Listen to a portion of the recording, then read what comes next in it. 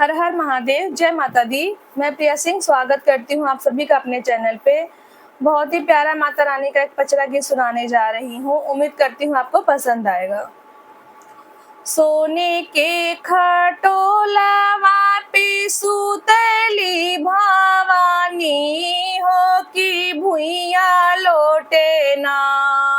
सोने के खटोलावा पे सुतली भवानी हो कि भुइया लोटे ना, हो कि भुइया लोटे ना।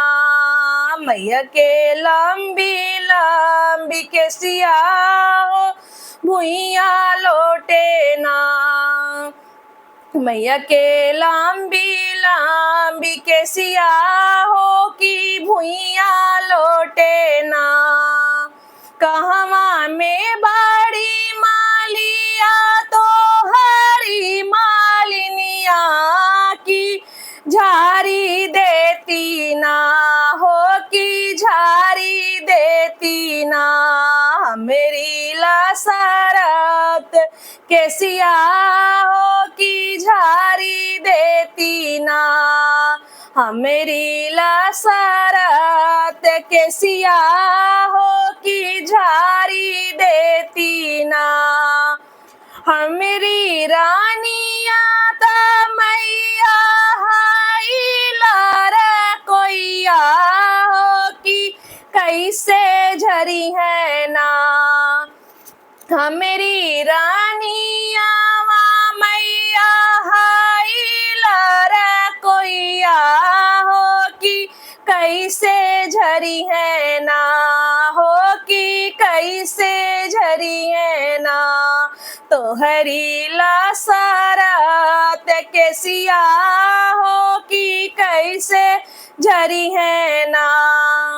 ऐसन बोलिया जीनी बोले रे मालिया हो कि तोड़ी दे बना। ऐसन बोलिया जीनी बोले रे मालिया हो कि तोड़ी दे बना। तो हर अकबर जैसन गुमनवा हो कि तोड़ी दे बना। तो हर अकबर जैसन गुमनवा हो कि तोड़ी दे बना। नहीं ले मालिया तो हरे से सेवरिया हो कि जीना आए ना, हो कि जीना आए ना। मेरी दुआरिया हो कि जीना आए ना। इतनी बचाना जब सोनाली मालिनिया हो कि धावल अइली ना। इतनी बचाना जब सोनाली मालिनिया हो कि धावल अइली ना, हो कि धावल अइली ना।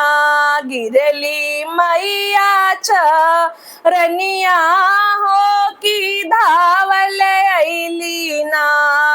गिरली मैया के चरनिया हो कि धावल अइली ना। जन्म करम से मैं तो हरी दासी हो कि सेवा कर बैना। जन्म करम से मैं तो हरी दासी हो कि सेवा कर बैना, हो कि सेवा कर बैना। जग में होई है मोर नमवा हो मैया तोहरे कारण ना। जग में होई है मोर नमवा मैया तोहरे कारण ना। झारी नी बांधी दी हली मालिन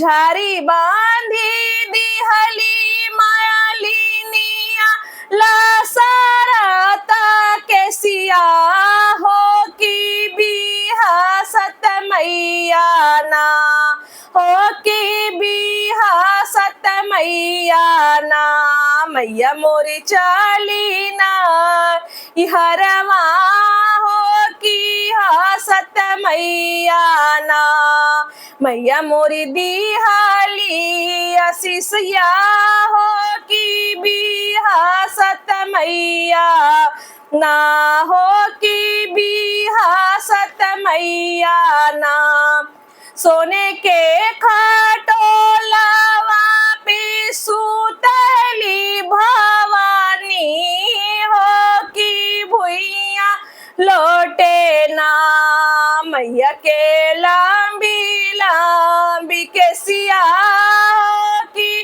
भुइया लोटे ना। धन्यवाद।